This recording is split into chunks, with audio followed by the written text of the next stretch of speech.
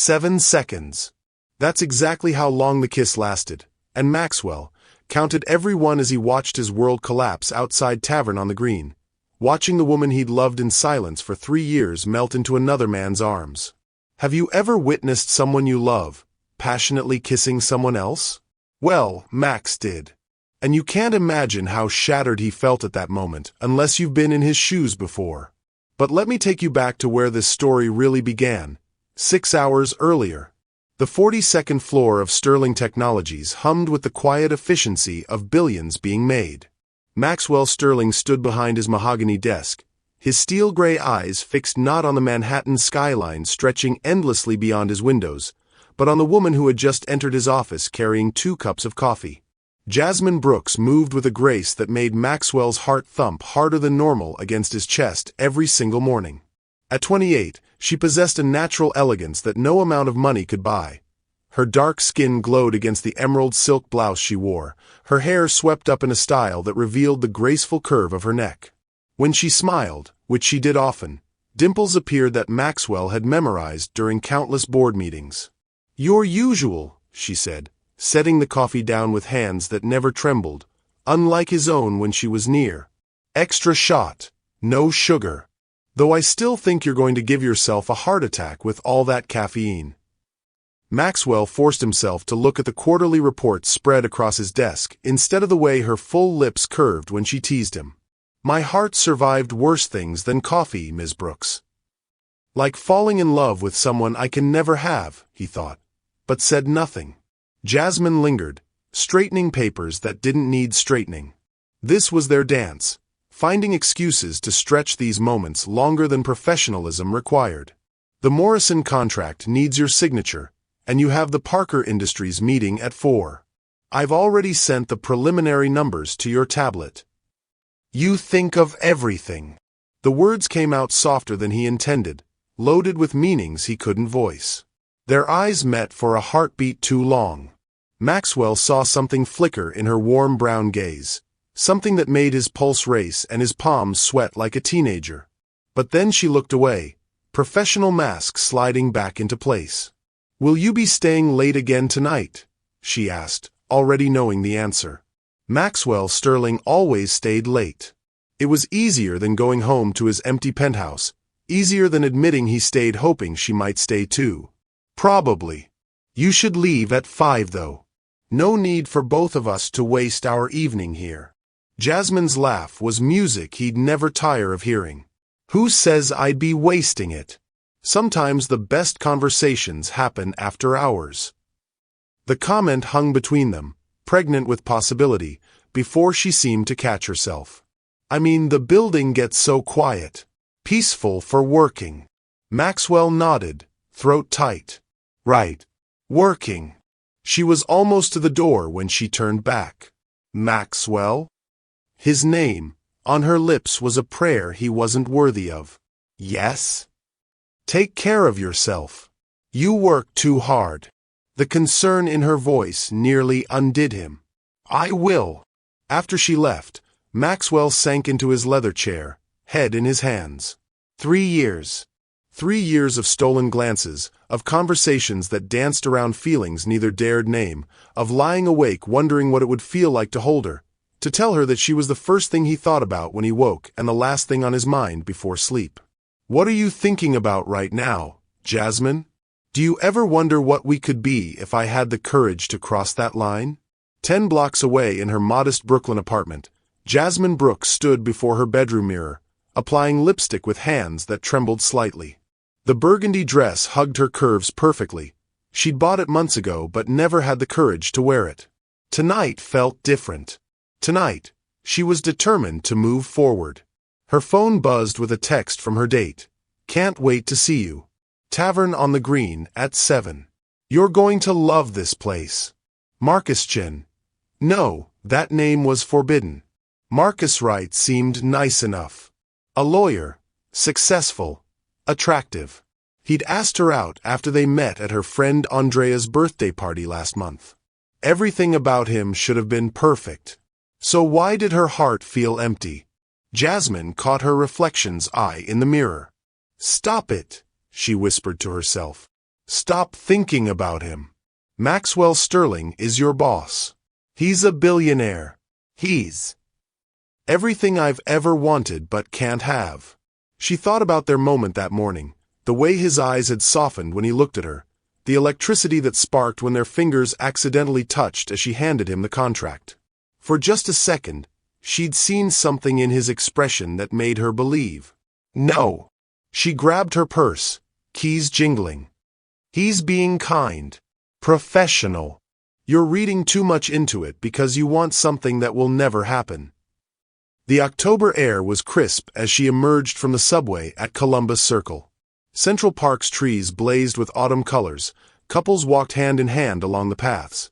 And for a moment, Jasmine allowed herself to imagine walking there with Maxwell. What would it feel like to have his strong hand in hers? To see those guarded eyes soften completely. Just for her? Her phone rang. Andrea's contact photo lighting up the screen. Please tell me you're not having second thoughts. Andrea's voice was stern but affectionate. I'm walking to the restaurant now, Jasmine said, though her feet had slowed considerably. Good. Because you've been pining over Mr. Untouchable for 3 years, and it's time to move on. Marcus is a catch. I know he is. But Jasmine stopped walking. Around her, the city pulsed with evening energy. Taxis honking, people laughing, life moving forward while she felt stuck in the same impossible loop. There's no but. You're right. Maxwell and we work together. He's my boss. He's never given me any indication that he sees me as anything more than his assistant. Exactly. So go enjoy dinner with a man who actually asked you out. 20 minutes later, Jasmine sat across from Marcus Wright at a candlelit table, trying to focus on his stories about law school while her mind wandered to Maxwell. Was he still at the office? Had he eaten dinner? Did he ever think about her the way she thought about him? You seem distracted, Marcus said gently. Everything okay? Jasmine forced a smile. Sorry. Long day at work. Demanding boss? You have no idea. Something like that. Marcus reached across the table, covering her hand with his. His touch was warm, pleasant, but it didn't send electricity shooting up her arm the way Maxwell's accidental touches did. Well, you're here now. With me. And I have to say, you look absolutely stunning tonight. He was trying so hard to be charming, and he was succeeding. Jasmine found herself laughing at his jokes, sharing stories from her childhood in Atlanta, allowing herself to be present in the moment instead of lost in impossible fantasies. By the time they left the restaurant, she was genuinely enjoying herself. Maybe Andrea was right. Maybe it was time to stop waiting for something that would never happen. Thank you for dinner, she said as they stood outside Tavern on the green, the autumn breeze rustling the leaves above them.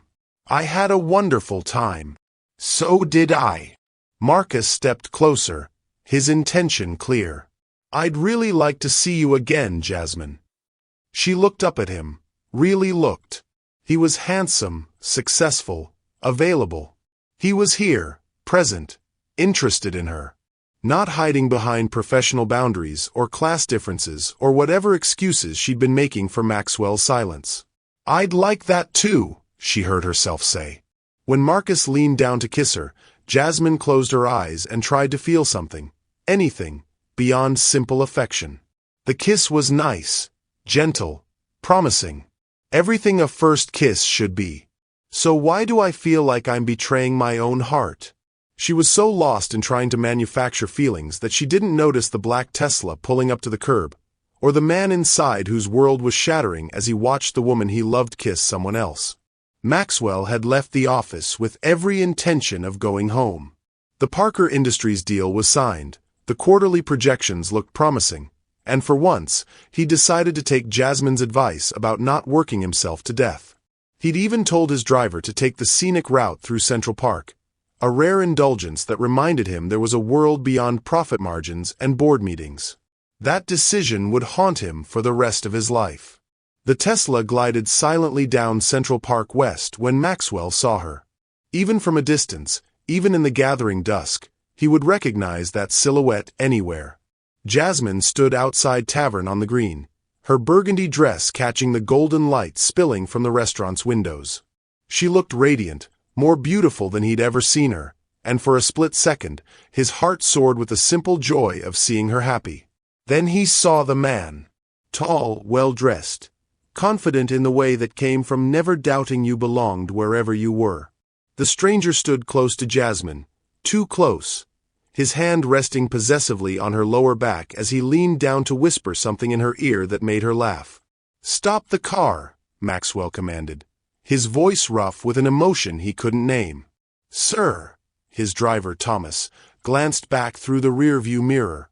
"Just pull over for a moment." Maxwell's hands gripped the leather seat as he watched the scene unfold like a car accident in slow motion. The man was saying something that made Jasmine's eyes light up, her face tilting toward his with an expression Maxwell had seen directed at him countless times during their late-night work sessions. But this was different. This was intimate, personal, real. She's on a date. The realization hit him like a physical blow. All this time, while he'd been drowning in his feelings for her, building castles in the air from stolen glances and lingering conversations, she'd been living her life. Dating. Looking for love with someone who had the courage to actually ask her out. Someone who isn't you, you coward.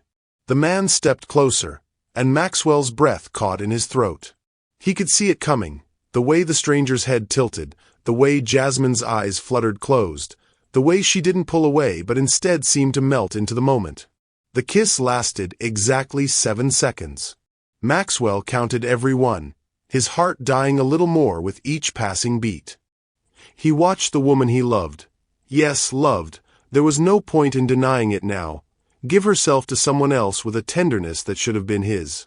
Jasmine's arms came up to rest against the man's chest, her fingers curling into his jacket.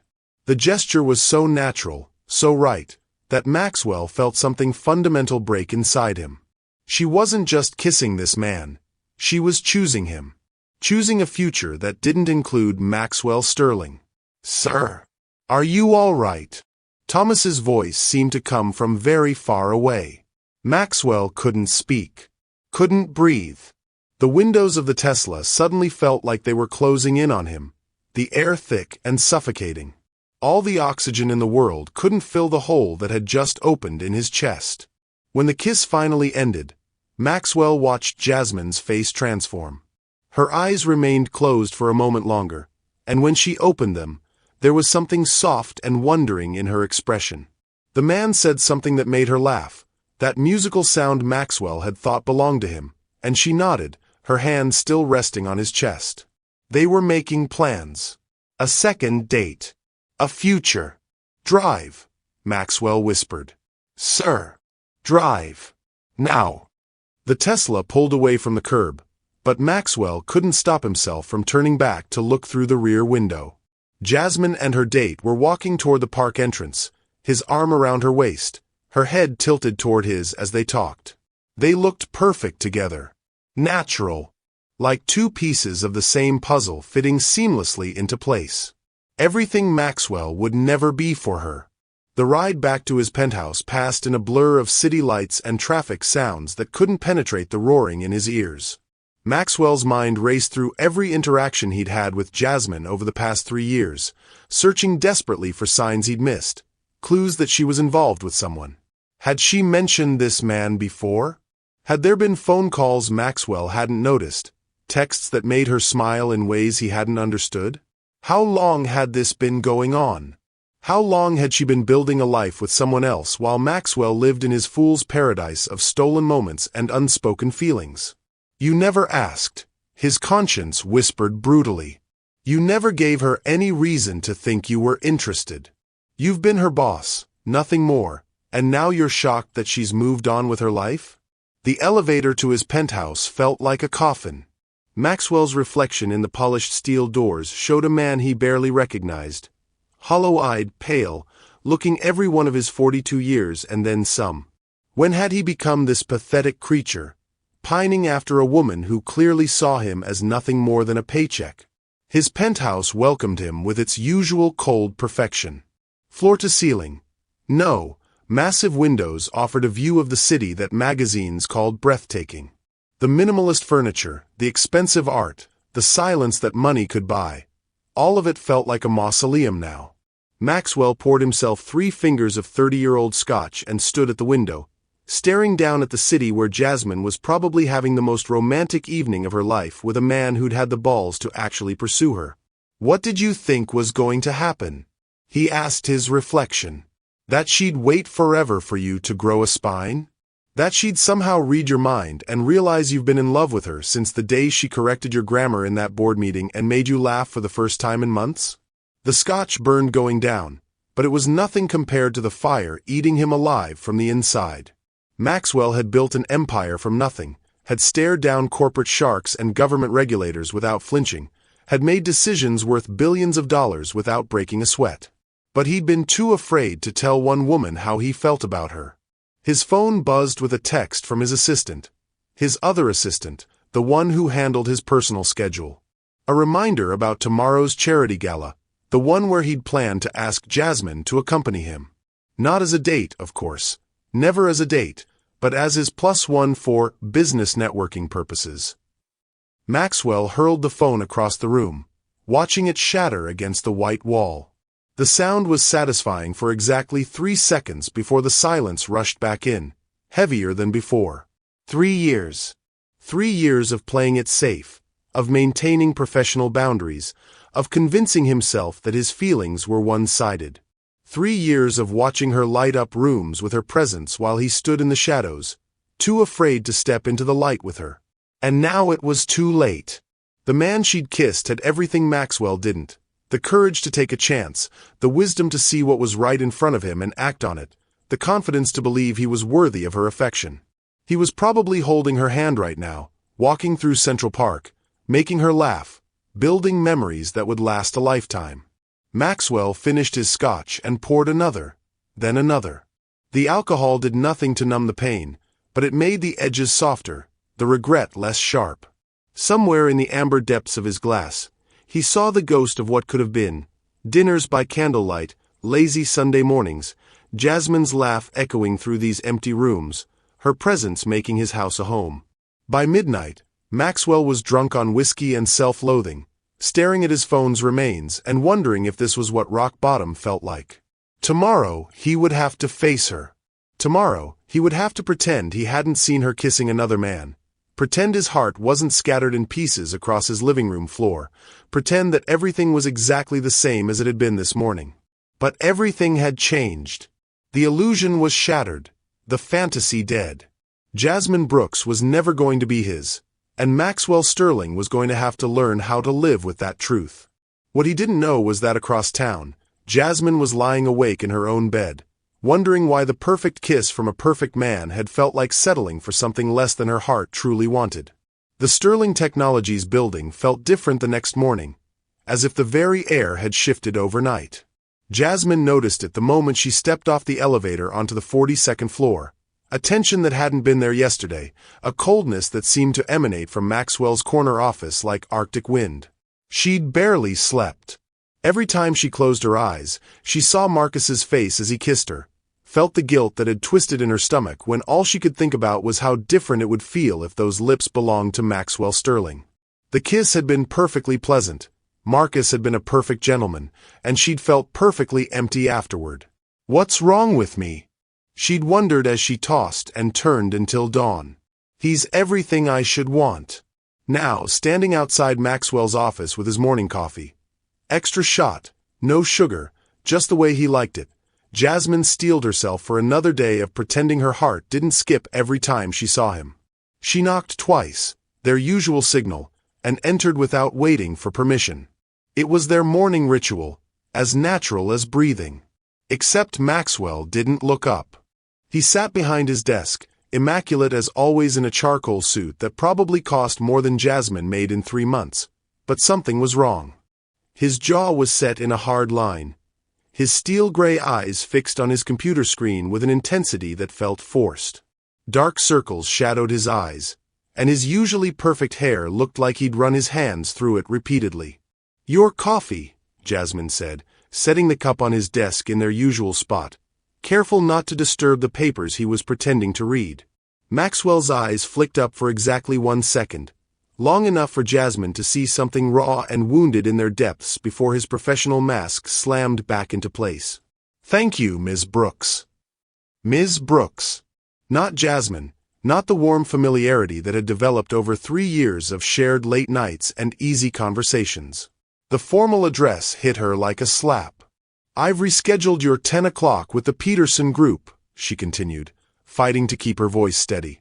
"They requested Friday instead. And the final reports for the Morrison deal are ready for your review." "Fine." His fingers never stopped moving across the keyboard, dismissing her without a word. Jasmine stood there for a moment, confused and hurt by his sudden coldness. Yesterday morning, they'd shared coffee and easy banter. He'd looked at her with warmth in his eyes, had seemed genuinely concerned about her working too hard. Now he was treating her like a stranger. "Maxwell is everything. That will be all, Ms. Brooks." His voice was arctic, cutting through her words like a blade. "I have calls to make." The dismissal was so sharp, so final, that Jasmine actually took a step back. 3 years of carefully built intimacy crumbled in the space between his words, leaving her standing in the ruins of what she'd thought was a genuine connection. "Of course," she managed, her professional training kicking in even as her heart shattered. "I'll be at my desk if you need anything." Maxwell didn't respond. Didn't even look up as she left his office, closing the door with hands that trembled slightly. At her desk, positioned strategically where she could see his office through the glass walls, Jasmine tried to focus on her work. But every few minutes, her eyes drifted to Maxwell's figure hunched over his computer, and she felt the familiar ache in her chest intensify. "What did I do wrong?" She replayed their conversation from yesterday, searching for some misstep, some offense that could explain his sudden transformation. Had she been too familiar? Too presumptuous? Had she somehow crossed a line without realizing it? Or maybe he found out about your date, a treacherous voice whispered in her mind. Maybe he knows you went out with Marcus and he's disgusted that his assistant is dating around like some kind of... No. That was ridiculous. Maxwell Sterling didn't care about her personal life. He'd never shown any interest in her romantic relationships, had never asked if she was seeing anyone or indicated that it mattered to him one way or another. So why did his coldness feel like punishment? "Because you've been living in a fantasy," she told herself brutally. "You've been reading meaning into professional kindness and building castles in the air from stolen glances. He's your boss. You're his employee. That's all you've ever been." By noon, the tension had become unbearable. Maxwell had emerged from his office twice, once for a meeting with the board, once to speak with the legal department, and both times he'd walked past her desk without acknowledgement.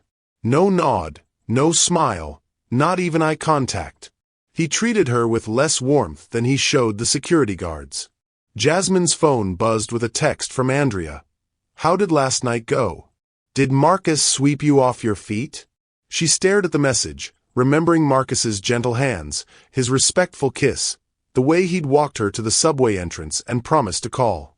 Everything about the evening had been perfect except for the hollowness in her chest, the feeling that she was betraying something precious by trying to move on.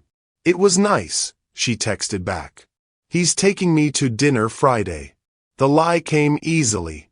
Marcus had mentioned wanting to see her again, but they hadn't made concrete plans. Still, Jasmine found herself committing to the fiction, as if saying it would make it true, would help her forget the way her heart broke a little more each time Maxwell looked through her like she didn't exist. "Yes. I knew you just needed to get back out there. Forget about Mr. Impossible and focus on Mr. Right now." Mr. Impossible. That's what Andrea had started calling Maxwell 6 months ago, after one too many conversations about meaningful glances and almost moments that never led anywhere. The nickname had stung then because it felt dismissive of something Jasmine held sacred. Now it felt prophetic. Around 3 o'clock, Maxwell's door opened and he stepped out, heading toward the elevator without a word to anyone. Jasmine watched him go, noting the rigid set of his shoulders, the way his hands were clenched into fists at his sides. Everything about his posture screamed tension, barely controlled emotion. "Where are you going?" she wanted to ask. "What happened to change everything between us? Why won't you even look at me?" But she said nothing, did nothing, just watched the elevator doors close on the man who held her heart in his hands without even knowing it. The afternoon crawled by with painful slowness. Maxwell returned around 5, his expression even more shuttered than before.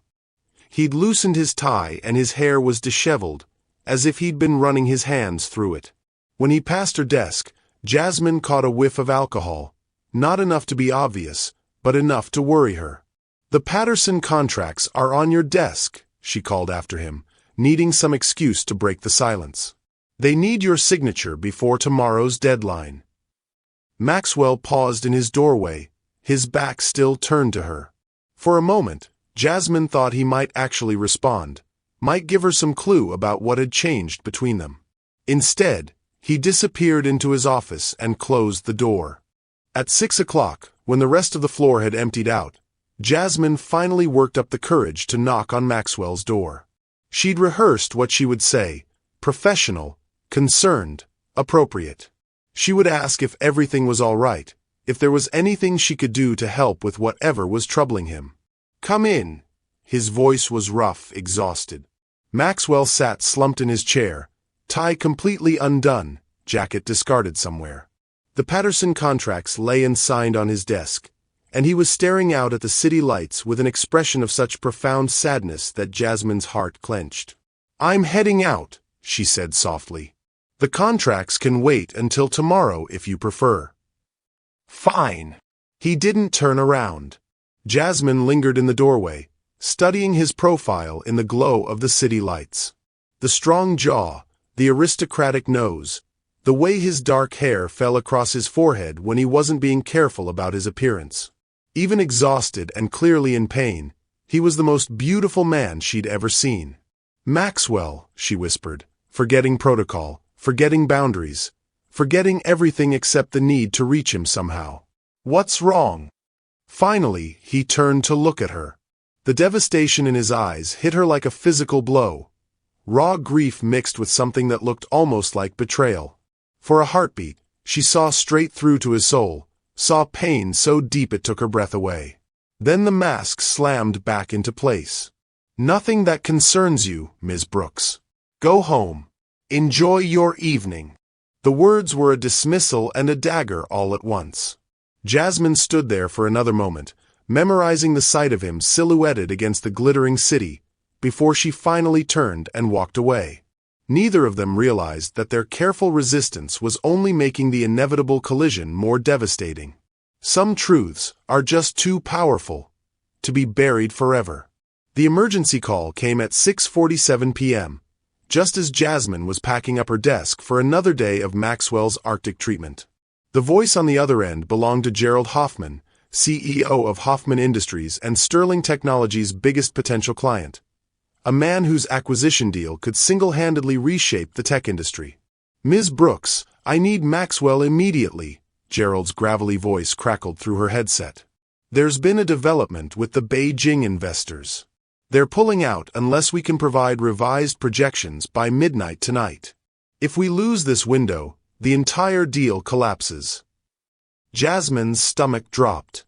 The Hoffman acquisition had been Maxwell's pet project for 8 months. A $2 billion merger that would cement Sterling Technologies as the dominant force in artificial intelligence development. She'd watched him pour his heart and soul into every detail, staying up until dawn refining proposals, flying to 3 different countries to court investors. "I'll get him immediately, Mr. Hoffman." She hung up and practically ran to Maxwell's office, not bothering to knock. He was exactly where she'd left him an hour ago, slumped in his chair, staring at nothing, looking like a man who'd lost everything that mattered. "Maxwell, Gerald Hoffman is on line 1. Emergency with the Beijing investors. They're threatening to pull out." For the first time in 2 days, Maxwell's eyes focused with laser intensity.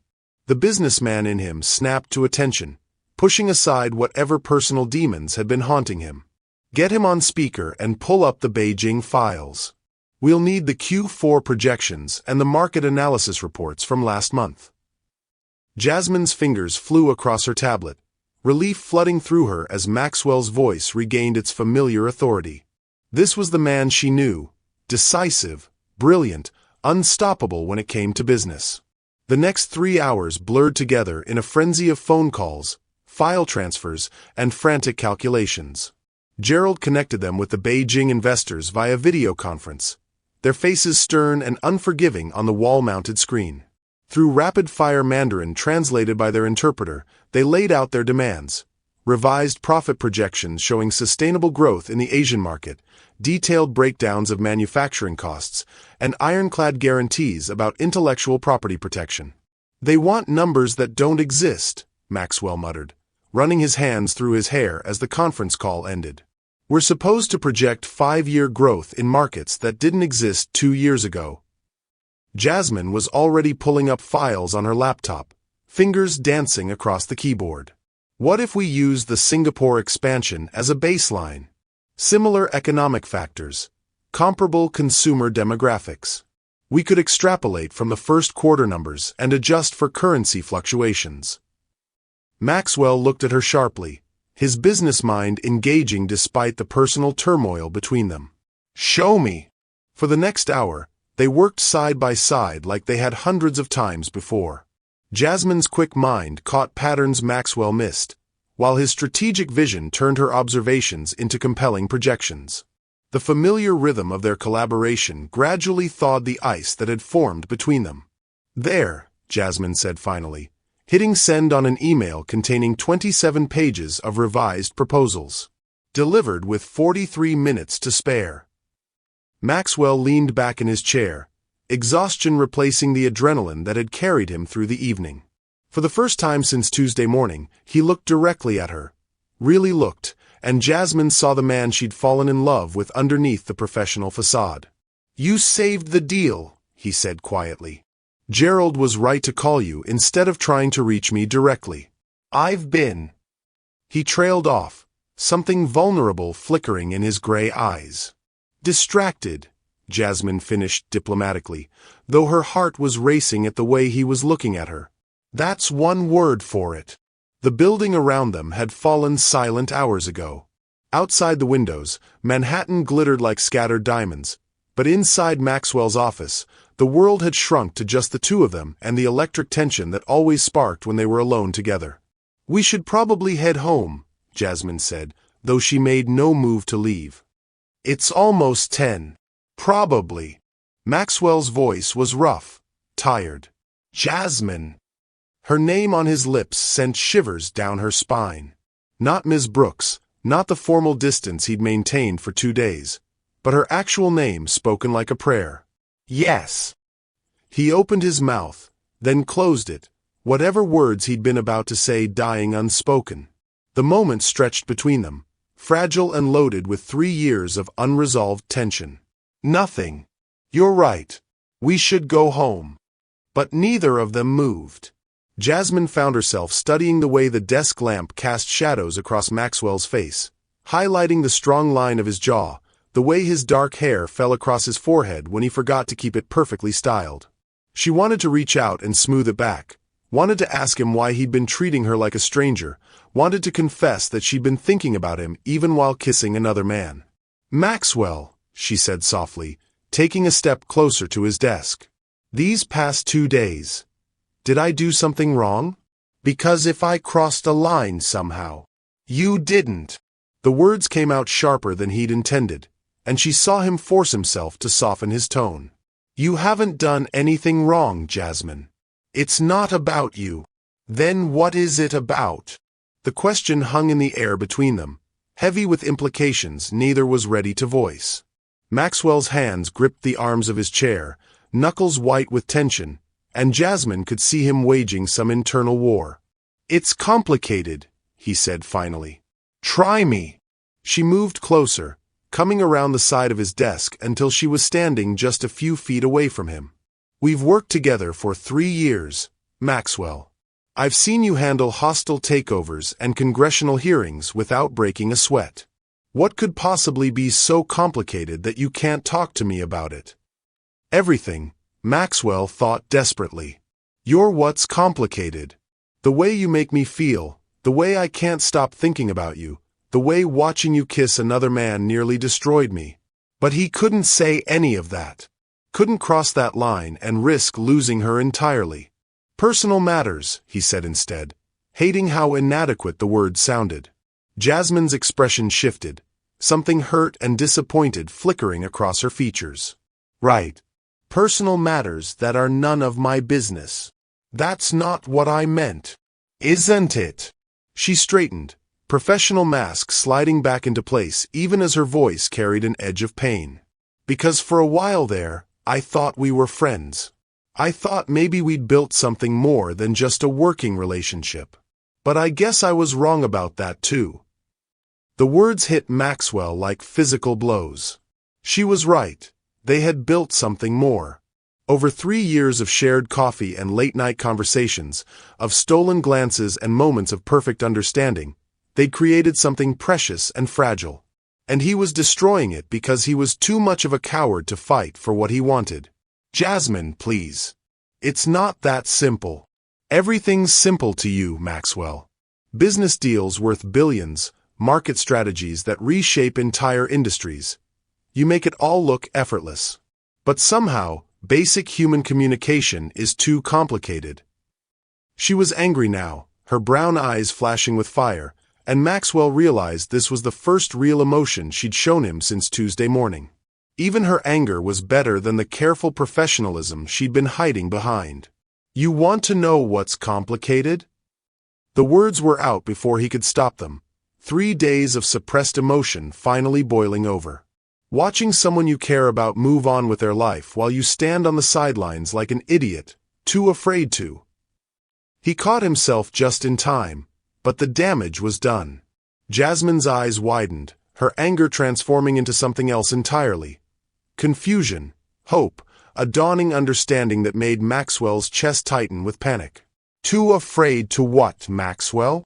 The question was barely a whisper, but it echoed in the silence between them like a gunshot. Maxwell stared at her, at the woman who'd become his entire world without him even realizing it, and felt the last of his control slipping away. What happens when 3 years of carefully maintained boundaries finally crack? Share your thoughts in the comments. Have you ever been afraid to tell someone how you really feel?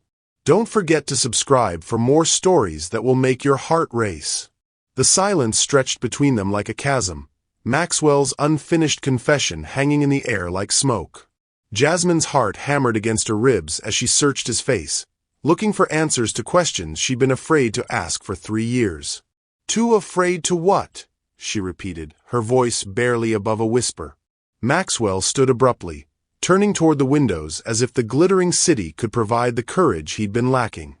His reflection stared back at him, a powerful man reduced to a coward by his own heart. Forget I said anything, he muttered, but his voice lacked conviction. No. Jasmine's response was firm, surprising them both. I'm tired of pretending, Maxwell. Tired of walking on eggshells around whatever this is between us. You want to know what's complicated? It's spending 3 years wondering if I'm losing my mind, if I'm imagining the way you look at me sometimes, if you're not imagining it. The words escaped before Maxwell could stop them, raw and honest and devastating in their simplicity. He turned back to face her, and Jasmine saw something break open in his expression, years of careful control finally crumbling. You're not imagining any of it, he continued, his voice rough with suppressed emotion. God help me, you're not imagining it. Jasmine's breath caught. Maxwell. Do you want to know when it started? He laughed, but there was no humor in it, only pain and self-recrimination. Really want to know when I became the pathetic fool who's been in love with his assistant for 3 years. The word love hit Jasmine like lightning, sending shockwaves through her entire body. She gripped the edge of his desk for support, afraid her knees might give out. Maxwell didn't seem to notice her reaction. He was lost in memory now, his eyes distant and vulnerable. It was your second week here. September 15th, 2021. The board meeting from hell. Remember? Henderson Industries was trying to force a hostile takeover, and I'd been awake for 36 hours straight trying to find a legal way to block them. Jasmine remembered. Maxwell had looked terrible that day. Exhausted, desperate, like a man watching his life's work slip through his fingers. She'd been the new girl, barely qualified to fetch coffee, but she'd stayed late to help organize files anyway.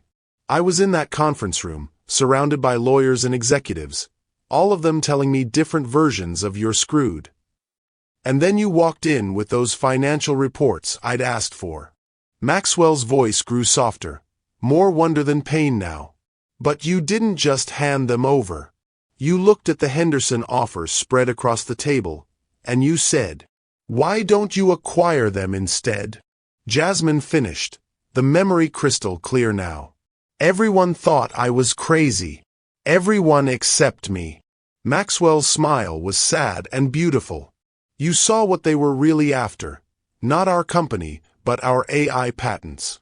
And you realized that if we could get control of their manufacturing infrastructure first, we'd have everything we needed to dominate the market. It was just an observation, Jasmine said weakly, though her heart was soaring at the reverence in his voice. It was brilliant. It was the move that saved Sterling Technologies and made us the industry leader we are today. But that's not when I fell in love with you. Maxwell moved closer, his gray eyes locked on hers with an intensity that made her feel exposed and cherished all at once. It was what happened after. Everyone else was celebrating, slapping me on the back, talking about how brilliant I was for thinking of the counter-acquisition. But you... He paused, his throat working as he swallowed hard. You stayed behind to help clean up the conference room. And when it was just us, you looked at me and said, "Are you okay? You look like you haven't slept in days." Jasmine's eyes filled with tears she didn't know she'd been holding back. You looked so tired. No one else even noticed. They saw the victory, the successful businessman, the guy who just pulled off a miracle. But you saw me. The real me, underneath all the armor and expectations. You saw that I was exhausted and scared and human. Maxwell's hand moved as if to touch her face, then dropped to his side. That's when I knew I was in trouble. When I realized that all the money and power in the world meant nothing if I couldn't share it with someone who actually saw me. "Maxwell," Jasmine whispered, tears streaming down her cheeks now. "Why didn't you ever say anything?" His laugh was bitter. "Say what? That I was in love with my employee? That I'd been fantasizing about a life with someone so far out of my league it wasn't even funny?" "Out of your league." Jasmine's voice cracked with disbelief. "You're Maxwell Sterling. You're brilliant and successful and 42 years old with a history of failed relationships because I'm apparently incapable of connecting with people on anything deeper than a business level," Maxwell interrupted. "Do you know how many women have told me I'm emotionally unavailable? That I care more about my company than I could ever care about another human being?" He turned away again, shame radiating from every line of his body. "They weren't wrong. Before you, I'd never met anyone who made me want to be better, who made me believe I could be better. And the one person who did that for me was someone I had no right to pursue." "No right." Jasmine stepped closer, her voice gaining strength. "Who decided that? Reality. Society. The fact that I'm your boss and you depend on me for your livelihood. The fact that I'm rich and powerful and you could never know for sure if your feelings were real or just influenced by the situation." Maxwell's voice broke on the last words, and Jasmine finally understood the depth of his torment. He hadn't just been afraid of rejection. He'd been afraid of corrupting what they had, of making her feel pressured or obligated. "You idiot," she said softly, and Maxwell's head snapped up in surprise. "Excuse me. You beautiful, brilliant, absolutely infuriating idiot." Jasmine was crying and laughing at the same time now, 3 years of suppressed emotion finally breaking free. Do you have any idea how many nights I've lain awake wondering the exact same things? Wondering if I was imagining the connection between us? Wondering if you could ever see me as anything more than just your assistant. Maxwell stared at her as if she'd just performed a miracle. Jasmine! Do you want to know when I fell in love with you? She continued, the words tumbling out like water through a broken dam. Christmas Eve, 2022. Remember. Everyone else had gone home for the holidays, but we stayed late to finish the Morrison presentation. You said you didn't have anywhere else to be, Maxwell remembered, his voice barely audible. I lied. Andrea was having a party. My family was expecting me for dinner. But I stayed because you looked so alone, and I couldn't bear the thought of you spending Christmas Eve by yourself in this building. Maxwell's eyes were shining now, hope and disbelief warring in his expression. We ordered Chinese food and worked until midnight, Jasmine continued. And when we finally finished, you walked me to the elevator and said, "Thank you for staying. This was the best Christmas Eve I've had in years." And you smiled, really smiled, not the polite business smile but something real and warm and meant just for me.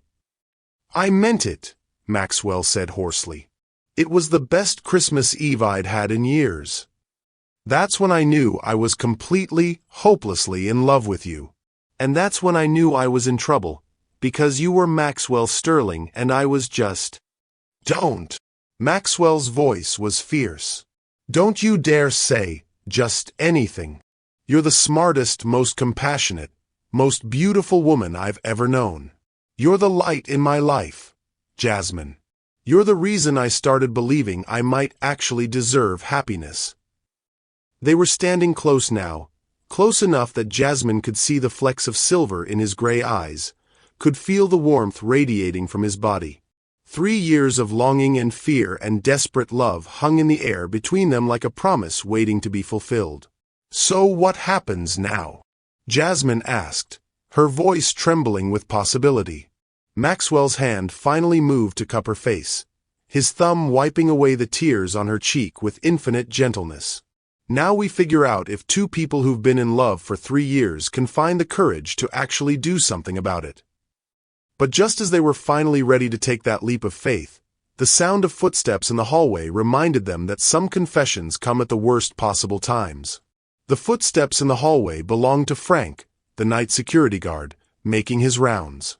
Maxwell and Jasmine froze at the sound, the spell of their confessions momentarily broken by the reminder that they were still in his office, still technically boss and employee, still standing on the precipice of crossing every professional boundary they'd maintained for 3 years. We should probably, Jasmine started, but Maxwell's thumb traced across her cheek again, and the words died in her throat. Should probably what? He whispered, his voice rough with emotion. Go back to pretending? Spend another 3 years dancing around this. The footsteps faded as Frank continued down the corridor, leaving them alone again in their bubble of revealed truth. Jasmine looked up into Maxwell's eyes and saw her own desperation reflected there, the bone-deep exhaustion of loving someone in silence, of stealing moments and living on crumbs of affection. I don't know how to do this, she admitted, her voice small. I don't know how to be anything other than your assistant. Maxwell's other hand came up to frame her face completely, his touch gentle and reverent. Neither do I. I've never mixed business with. He paused, then laughed softly. Hell, I've never felt anything like this, period. You think I have some master plan here? Despite everything, Jasmine found herself smiling. The great Maxwell Sterling, master of billion-dollar acquisitions, stumped by basic human emotion? Completely and utterly stumped, he confirmed, his own smile breaking through the intensity. You've rendered me useless, Jasmine Brooks. I've been walking around for 3 years like a lovesick teenager, composing speeches I'll never give and imagining conversations we'll never have. What kind of conversations? The question slipped out before Jasmine could stop it, curiosity overriding caution. Maxwell's eyes grew distant, vulnerable. Conversations where I tell you that your laugh is the best part of my day. Where I ask what you're thinking when you get that little wrinkle between your eyebrows while you're concentrating. Where I admit that I've rearranged my entire schedule around your coffee runs because 5 minutes of your undivided attention is worth more to me than any business meeting. Each confession hit Jasmine like a physical touch, warmth spreading through her chest. Maxwell. Conversations where I tell you that you're beautiful, he continued, his voice dropping to barely above a whisper. Not just physically, though God knows you take my breath away every time you walk into a room. But beautiful in the way you remember everyone's birthday, the way you always know exactly what to say to defuse tension in a meeting, the way you laugh at my terrible jokes even when they're not funny. They are funny, Jasmine protested weakly, though she was crying again. Happy tears this time, overwhelmed by the poetry of his suppressed feelings. They're awful, and you know it. Maxwell's thumb caught another tear as it fell. But you laugh anyway, and it makes me feel like maybe I'm not as hopeless as I thought. The tenderness in his voice, in his touch, was almost too much to bear. Jasmine had dreamed of this moment, of Maxwell finally seeing her, finally acknowledging what had been building between them. But the reality was more overwhelming than any fantasy. I used to imagine what it would be like, she whispered, to have you look at me the way you're looking at me now. Like I'm precious. Like I matter. You do matter. Maxwell's voice was fierce with conviction. You matter more than anything. Do you have any idea what it's been like, watching you from across the office every day, knowing I could never tell you how I feel? Knowing that some other man would eventually realize what I was too afraid to claim. The mention of another man brought reality crashing back. Jasmine's stomach clenched as she remembered Marcus, remembered the kiss that had felt like betrayal even though she'd had no commitment to betray. About Tuesday night, she began, but Maxwell shook his head. You don't owe me any explanations. You were free to date whoever you wanted. I had no claim on you. But you saw us, Jasmine said, understanding flooding through her. That's why you've been so cold. You saw me with Marcus.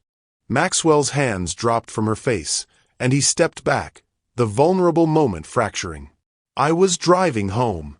I saw you outside Tavern on the green with him.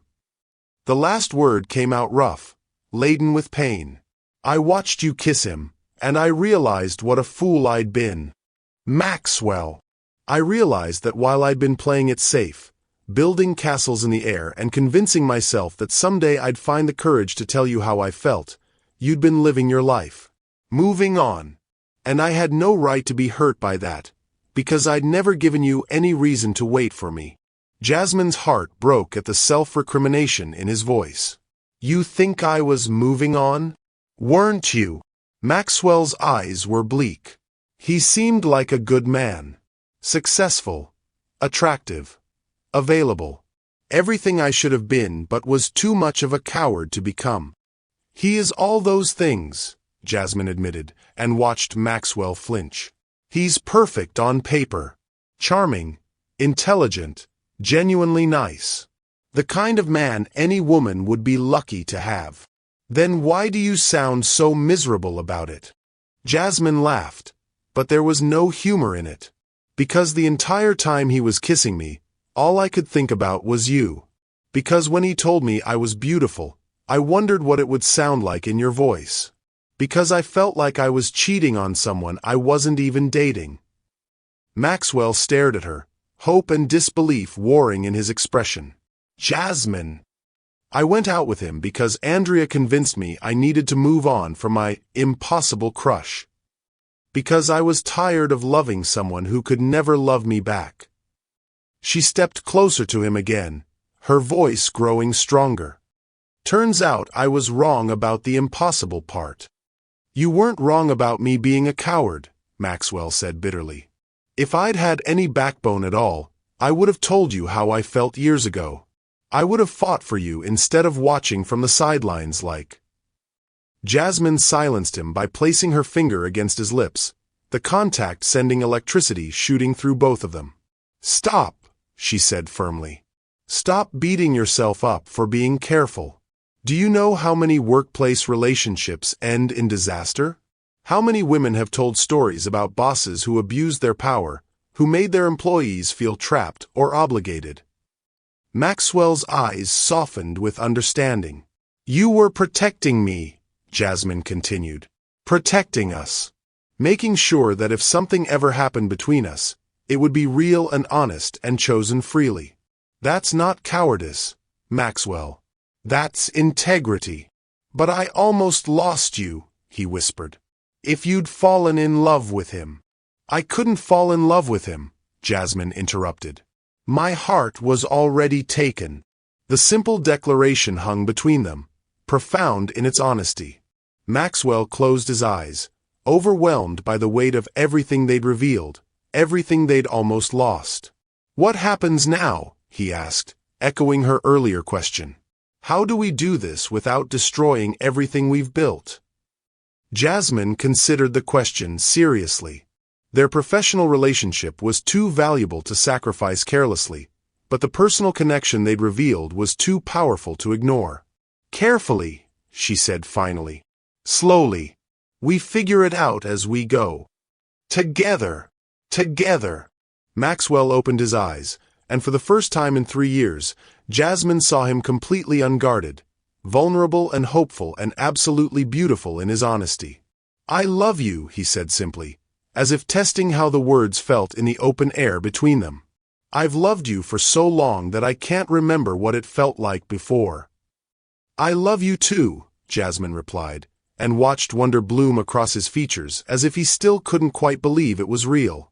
They stood there in the soft glow of his office lights, the Manhattan skyline twinkling beyond the windows, 3 years of silence finally broken. Neither moved to kiss or embrace. This moment was too sacred to rush, too precious to risk shattering with haste. For now, it was enough to stand in the truth of their feelings, to let the words they'd been afraid to speak settle into the space between them like a foundation for whatever came next. The morning after their confessions should have felt like a new beginning. Instead, Jasmine woke up to 17 missed calls from Marcus and a text that made her stomach plummet. Saw the news about Sterling Tech's late-night heroics saving the Hoffman deal. You and your boss make quite the team. Coffee later to celebrate? She stared at the message, guilt twisting in her chest like a knife. In the euphoria of finally revealing their feelings, she'd completely forgotten about Marcus. Kind, patient Marcus who thought they were building something real together. I can't keep doing this, she thought, sitting on the edge of her bed in her small Brooklyn apartment. I can't keep stringing him along when my heart belongs to someone else. An hour later, she stood outside Sterling Technologies, steeling herself for what promised to be the most complicated day of her professional life. How do you navigate a normal workday after confessing love to your boss? How do you maintain professional boundaries when every carefully constructed wall between you has crumbled? The elevator ride to the 42nd floor felt eternal. When the doors opened, Jasmine saw Maxwell already at his desk through the glass walls of his office, looking immaculate as always in a navy suit that probably cost more than her monthly rent. For a moment, their eyes met across the space, and she saw the same uncertainty she felt reflected in his gray gaze. What are we doing? His expression seemed to ask. I have no idea, hers replied. Their morning routine felt surreal. Coffee delivered with trembling hands, the usual pleasantries exchanged while both hyper-aware of every word, every glance, every accidental touch. To anyone watching, they appeared perfectly normal. Inside, Jasmine felt like she was walking a tightrope over an abyss. The Hoffman contracts came through, Maxwell said as she set his coffee down, his voice carefully professional. Gerald called this morning. The Beijing investors are satisfied with our projections. That's wonderful, Jasmine replied, trying to match his tone while her heart raced at his proximity. I knew you'd find a way to make it work. We found a way, Maxwell corrected, and something warm flickered in his eyes before he caught himself. I couldn't have done it without your insights. The moment stretched between them, loaded with double meanings and unspoken emotions, until Maxwell's phone rang and shattered the spell. The morning progressed in a series of near misses and careful distances. Maxwell attended 3 meetings while Jasmine fielded calls and organized his calendar, both hyper-aware of the other's presence. Every time their hands accidentally brushed, passing documents, reaching for the same file, electricity sparked between them. It was dangerous, intoxicating, and completely unsustainable. At noon, Jasmine's phone buzzed with another text from Marcus. Still haven't heard back. Everything okay? Really looking forward to seeing you tonight. Tonight. She'd forgotten they had dinner plans. Her stomach churned as she realized she'd have to face Marcus knowing everything had changed, knowing she'd been emotionally unfaithful even before she and Maxwell had spoken their truth. She was staring at her phone, paralyzed by guilt and indecision, when a shadow fell across her desk. Problem. Maxwell's voice was low, concerned, intimate in a way that made her look up sharply. It's nothing, she said quickly, but not quickly enough. Maxwell's eyes had already caught the name on her screen. Marcus Wright. The man who'd kissed her 3 nights ago. The man who thought he was dating her. Something cold and sharp passed across Maxwell's features before he could control it. Your dinner date? The words were casual, but Jasmine heard the tension underneath. Maxwell. It's fine, he said, stepping back from her desk. None of my business. But it wasn't fine. Jasmine could see it in the rigid set of his shoulders, the way his jaw clenched, the careful distance he put between them. The fragile trust they'd built the night before was already showing cracks. We need to talk, she said quietly. No, we don't. Maxwell's voice was clipped, professional. You have every right to honor your prior commitments. Last night doesn't change your obligations. The formal language felt like a slap. After hours of intimate confessions, he was retreating behind business speak and emotional walls. It changes everything, Jasmine said, standing up and moving closer despite the warning signs screaming in her head. You know it does. Does it? Maxwell's smile was bitter. Because from where I'm standing, it looks like you're keeping your options open. Smart, really. Hedge your bets in case the billionaire boss turns out to be as emotionally unavailable as advertised. The accusation hit Jasmine like a physical blow. How can you say that? After everything we shared last night. Last night was a moment of weakness, Maxwell interrupted, his voice growing colder. For both of us. Maybe it's better if we pretend it never happened. You don't mean that. Don't I? Maxwell's eyes were arctic now, all trace of vulnerability erased. Face it, Jasmine. We got caught up in the drama of the moment. High emotions, late night, successful deal. It's textbook, really. But in the cold light of day, we both know this is impossible. Each word was a dagger, deliberately chosen to wound. Jasmine felt tears burning behind her eyes but refused to let them fall. Not here. Not where anyone could see. So that's it, she asked, her voice barely steady. You're just going to pretend you never said you loved me? Love. Maxwell laughed, and the sound was ugly, nothing like the warm laughter she'd fallen in love with. I said a lot of things last night. Doesn't mean they were true. The lie was so blatant, so obviously motivated by fear and self-protection, that it should have been easy to dismiss. But combined with Maxwell's cruel tone and the wall he'd thrown up between them, it landed with devastating accuracy. I see, Jasmine said quietly, pride finally coming to her rescue. Well, thank you for clarifying. I won't make the mistake of reading too much into professional courtesy again. She turned to go back to her desk, but Maxwell's voice stopped her. Jasmine, wait. It's Ms. Brooks, she said without turning around. I think we should maintain appropriate professional boundaries from now on, don't you, Mr. Sterling? The formal address hit Maxwell like a punch to the gut. He watched her return to her desk, her spine straight and proud, and knew he'd just destroyed the best thing in his life out of pure, cowardly panic. What the hell is wrong with you? His conscience screamed. She was going to break up with him for you, and you threw it back in her face because you're terrified of being vulnerable. But it was too late. The damage was done.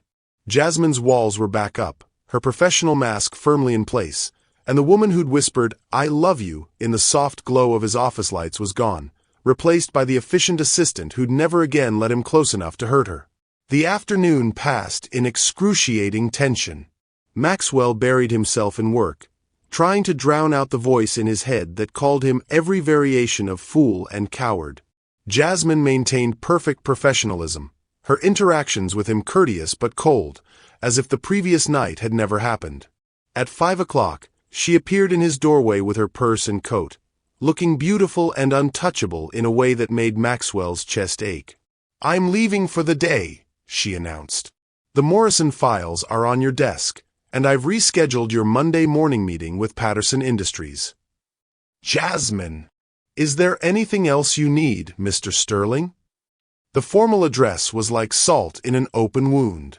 Maxwell looked at her, really looked, and saw the hurt she was trying so hard to hide behind professional composure. "No," he said quietly. "Have a good evening." "Thank you. Enjoy your weekend." She turned to leave, then paused without looking back. "For what it's worth," she said softly, "I was going to tell him tonight. I was going to end things with Marcus because what we shared last night meant everything to me.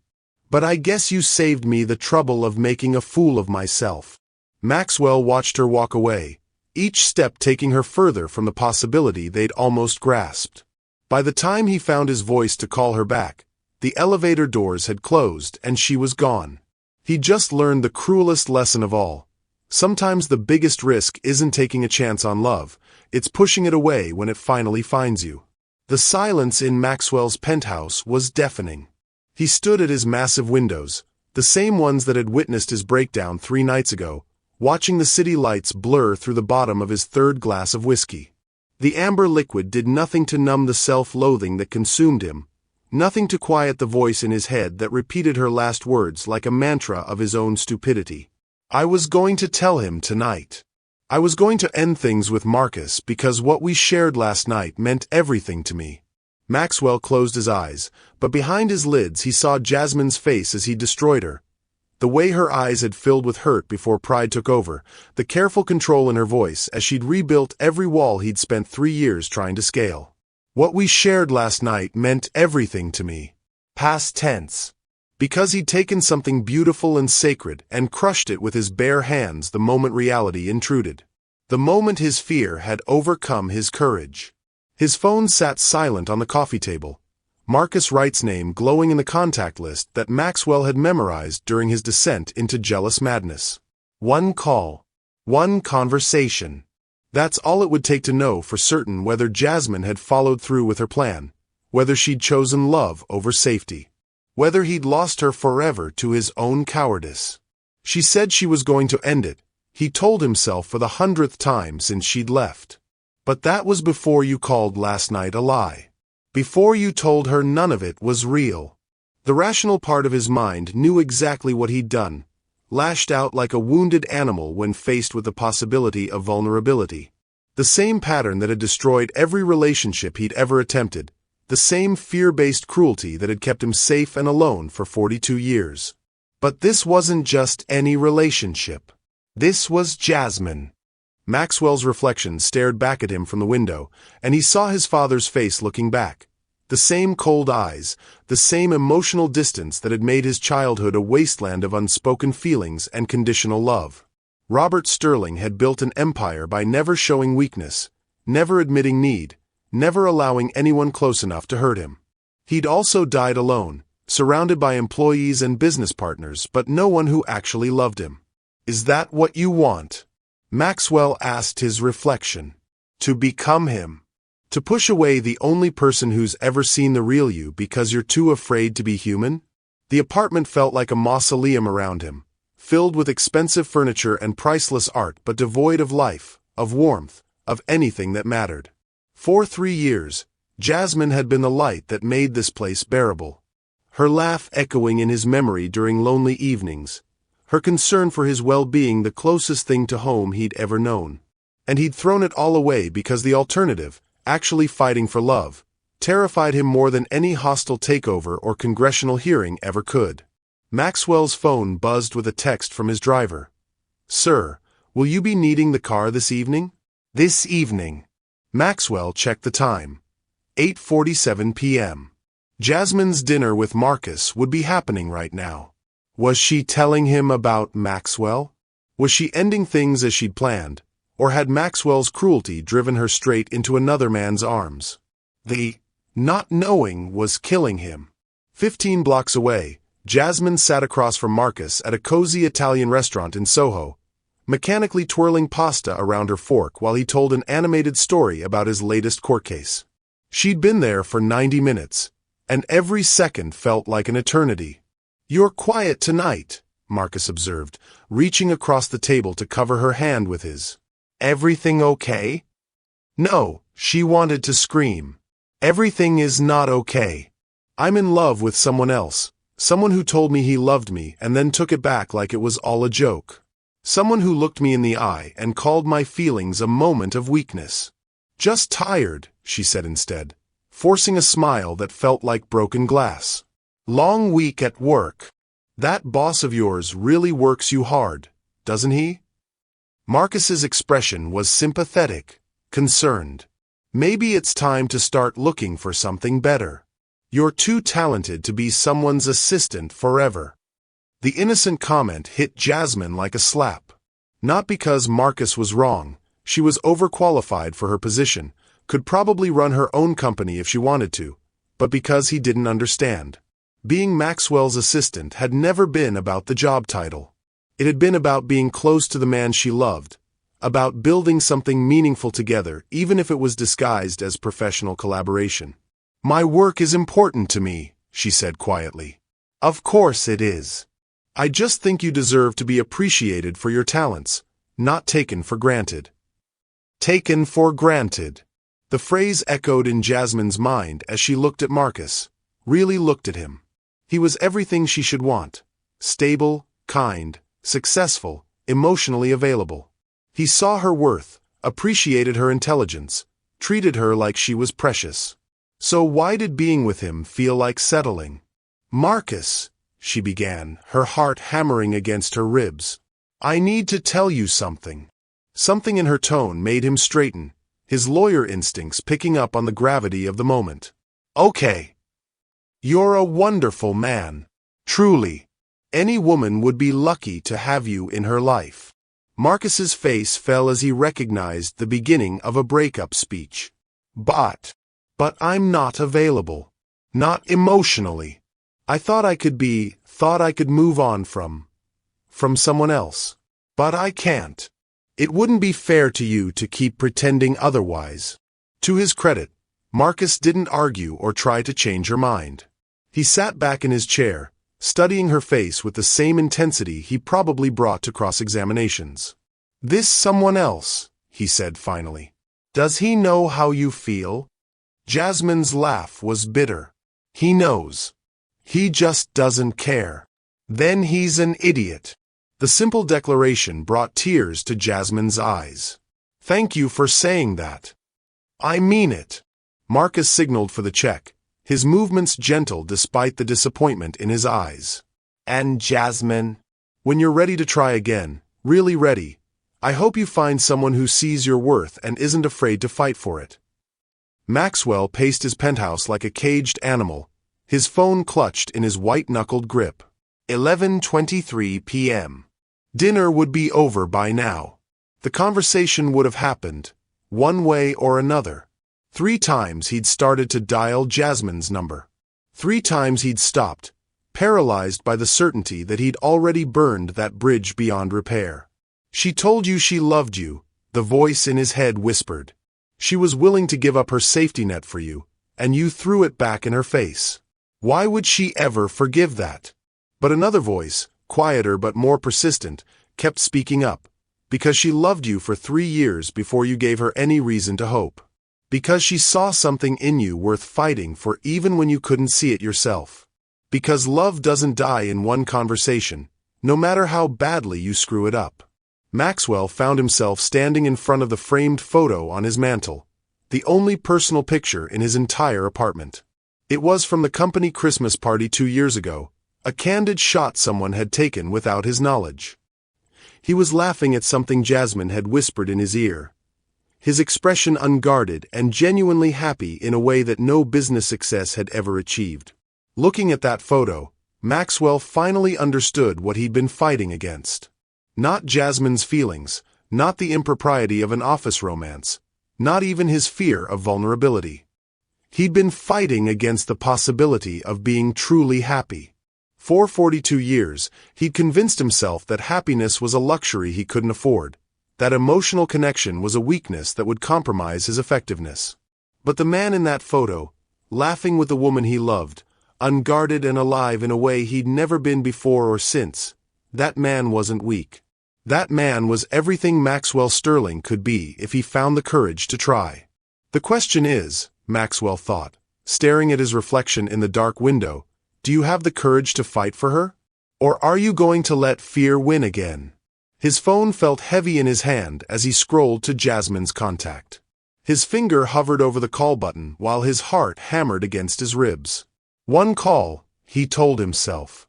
One chance to tell her the truth. To admit you were wrong, that you were scared, that everything you said today was a lie born of panic. One chance to find out if love is stronger than fear. Maxwell closed his eyes, thought of Jasmine's smile, her laugh, the way she'd looked at him when she whispered, "I love you too." Then he pressed, call. What would you do if you had one chance to fix the biggest mistake of your life? Sometimes courage isn't about being fearless. It's about being scared and choosing love anyway. The phone rang 4 times before Jasmine's sleepy voice answered, rough with exhaustion and something that might have been tears. Maxwell! There was confusion in her voice, but also a note of hope that made his chest tighten. It's 2 in the morning. What's wrong? Everything, he said without preamble, his voice raw with emotion. Everything is wrong, and it's all my fault. Silence stretched between them, broken only by the sound of Jasmine shifting in what he assumed was her bed.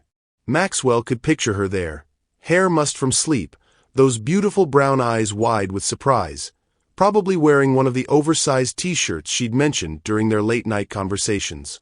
Maxwell, if this is about work, it's not about work. The words came out fierce, desperate. It's never been about work, and we both know it. Jasmine, I need to tell you something, and I need you to listen because I may never get another chance to say this. Another pause, then. I'm listening. Maxwell closed his eyes, drawing strength from the knowledge that she was there, that she was giving him this moment despite everything he'd done to destroy it. I lied to you today. Every word I said in the office was a lie born of panic and fear and stupidity. Last night wasn't a moment of weakness. It was the most honest I've ever been in my life. When I told you I loved you, I meant it with every fiber of my being. Maxwell, please, let me finish. I've been practicing this speech for 3 hours, and if I stop now, I'll lose my nerve again. His voice cracked on the words, but he pushed forward. I was terrified, Jasmine. Not of loving you. I've been doing that for 3 years. I was terrified of what it would mean if you loved me back. Terrified that I would somehow corrupt what we had, that my feelings would make you feel obligated or trapped or... Stop! Jasmine's voice was firm but not unkind. Just stop for a second. Maxwell fell silent, his heart hammering as he waited for her to speak.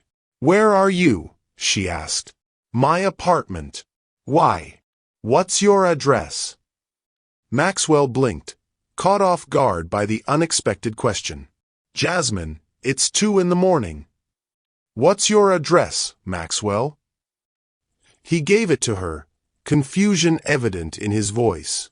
Why do you? The line went dead. Maxwell stared at his phone, panic rising in his chest. Had she hung up on him? Had his confession been too little, too late? He tried calling back, but it went straight to voicemail. She's done with you, his fear whispered. You had your chance and you blew it. But something else, hope, maybe, or just desperate need, made him stay by the window, watching the street below like a man waiting for salvation. 37 minutes later, A yellow taxi pulled up to his building. Maxwell's breath caught as Jasmine emerged, still wearing the burgundy dress from her dinner with Marcus, but with a denim jacket thrown over it. Her hair was pulled back in a messy bun, and even from 42 floors up, he could see the determination in her posture as she paid the driver and headed for the building entrance. His doorman's voice crackled through the intercom 5 minutes later. "Mr. Sterling? There's a Ms. Brooks here to see you." "Send her up," Maxwell managed, his voice barely functional. The longest elevator ride in history ended with a soft knock on his door. Maxwell opened it to find Jasmine standing in his hallway, looking fierce and beautiful and absolutely furious. "You," she said, pointing an accusatory finger at his chest, "are an idiot." "Yes," Maxwell agreed immediately. "Yes, I am. The biggest idiot who ever lived. Do you have any idea what you put me through today?" She pushed past him into his apartment, her heels clicking on the marble floor. "Do you know how it felt to have you call everything we shared a lie? To have you dismiss 3 years of feelings like they were nothing?" "Jasmine, I'm sorry. I'm not finished." She spun to face him, eyes blazing. "I broke up with Marcus tonight. I sat in that restaurant and told a perfectly wonderful man that I couldn't be with him because I was in love with someone else. Someone who had just told me our entire relationship was meaningless." Maxwell's heart stopped. "You broke up with him?" "Of course I broke up with him." Jasmine threw her hands up in exasperation. "Did you think one cruel conversation was going to erase 3 years of love? Did you think I could just turn off my feelings because you got scared?" "I thought—" Maxwell stopped, realizing how pathetic his reasoning sounded. "I thought you deserved better than a coward who runs at the first sign of real vulnerability." "That's not your choice to make." Jasmine's voice rose, then cracked. "You don't get to decide what I deserve, Maxwell. You don't get to make that choice for me." They stared at each other across his living room, 3 years of suppressed emotion finally boiling over. Jasmine's chest was heaving, her eyes bright with unshed tears, and Maxwell had never loved her more than he did in that moment, fierce and unafraid and absolutely magnificent in her anger. "You're right," he said quietly. "I don't get to make that choice. But Jasmine, I need you to understand. I've never been good at this. At letting people in, at being vulnerable. Every relationship I've ever had has ended the same way, with someone telling me I'm emotionally unavailable, that I care more about work than people." "I'm not every other relationship," Jasmine said, her voice softening slightly. "I'm me. I've known you for 3 years, Maxwell. I've seen you at your worst and your best, and I fell in love with all of it. The brilliant businessman and the man who stays late to make sure I get home safely. The billionaire and the person who remembers how I take my coffee." Maxwell took a step toward her, hope blooming in his chest like a physical ache. "How do you take your coffee?" "What?" Jasmine blinked, thrown by the non sequitur. "Your coffee. How do you take it?" "Because in 3 years of bringing me coffee every morning, I've never once returned the favor. I know everything about your work preferences, your professional habits, your brilliant mind. But I don't know how you take your coffee, what your favorite color is, where you went to college, whether you're close with your family." Maxwell's voice grew rough with self-recrimination. "I know I love you, but I don't know you. Not really. Not the way I should." If you are enjoying this story, don't forget to hit that subscribe button, like the video and comment where you are watching from. Your support helps us bring more powerful stories. And trust me, you won't want to miss them. Now, let's continue. Jasmine's anger melted into something softer, more complex. Hazelnut creamer, no sugar, purple, Spelman College. And yes, I'm very close with my family. They live in Atlanta and my mother calls every Sunday to make sure I'm eating enough vegetables. Purple, Maxwell repeated, as if memorizing scripture. Spelman College. Sunday calls from your mother. My turn, Jasmine said, taking a step closer. How do you really take your coffee? Not the image you project, but what you actually prefer when no one's watching. Maxwell was quiet for a moment, then, with cream and 2 sugars. I've been drinking it black since I was 25 because it seemed more professional, more serious. What else? Jasmine's voice was gentle now, inviting. I hate sleeping in this apartment. It's too quiet, too empty. I stay late at the office partly because of work, but mostly because it feels less lonely there. With you. What else? I've never brought a woman here. You're the first person other than housekeeping staff to see where I live. Maxwell's voice dropped to a whisper. I think I was saving it, waiting for someone who mattered enough. Jasmine's breath caught. Maxwell. I love you, he said simply. Not because you're my assistant, not because you're convenient or safe or appropriate. I love you because you make me want to be better than I am. Because you see something in me that I've never been able to see in myself. Because when you smile at me, I remember what it feels like to be human. Tears were streaming down Jasmine's face now, but she was smiling too. I love you because you're already better than you think you are. Because you care so much about doing the right thing that you were willing to sacrifice your own happiness to protect mine. Because underneath all that armor, you have the biggest heart I've ever known. They were standing close now, close enough that Maxwell could see the flecks of gold in her brown eyes, could feel the warmth radiating from her skin. So what happens now? He asked, echoing the question that had started this journey. Now, Jasmine said, reaching up to cup his face in her hands. We stop being afraid. We stop hiding behind professional boundaries and social expectations and all the reasons why this shouldn't work. We choose love, Maxwell. We choose each other. Even though I'm older than you, even though I'm your boss, even though everyone will have opinions about. Jasmine silenced him with a kiss. It was soft at first, tentative, as if they were both afraid this moment might shatter like all their other almosts. But then Maxwell's arms came around her waist, pulling her closer, and Jasmine melted into him with 3 years of suppressed longing. When they finally broke apart, both breathing hard, Maxwell rested his forehead against hers. I'm going to mess this up, he whispered. I'm going to get scared and say the wrong thing and...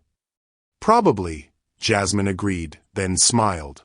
And I'm going to be stubborn and overthink everything and drive you crazy with my need to fix problems that aren't mine to fix. I can't wait, Maxwell said, and meant it. We'll figure it out, Jasmine said, her fingers tracing the line of his jaw. All of it. The work situation, the public scrutiny, how to navigate a relationship that started in the most unconventional way possible.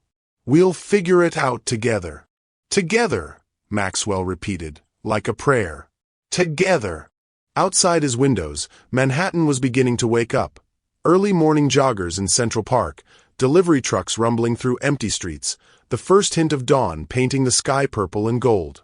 It was the start of a new day, a new chapter, a new possibility that had been 3 years in the making. Maxwell Sterling had built an empire by taking calculated risks, by seeing opportunities others missed and having the courage to act on them. But standing there with Jasmine in his arms, he realized that the biggest risk he'd ever taken wasn't a business deal or market venture. It was choosing to love someone enough to let them love him back. And as the sun rose over New York City, 2 hearts that had been dancing around each other for 3 years finally found their rhythm. Because sometimes the greatest victories aren't won in boardrooms or corner offices. They're won in the quiet moments when we choose vulnerability over safety, love over fear, and each other over everything else. Thank you for watching this story to the end. If you enjoyed this story, you will surely love the next one. It's as interesting as you can ever imagine. So do check it out. Click on the image showing on your screen right now to watch the next one. Don't forget to hit that subscribe button, like the video and comment where you are watching from. Your support helps us bring more powerful stories. And trust me, you won't want to miss them.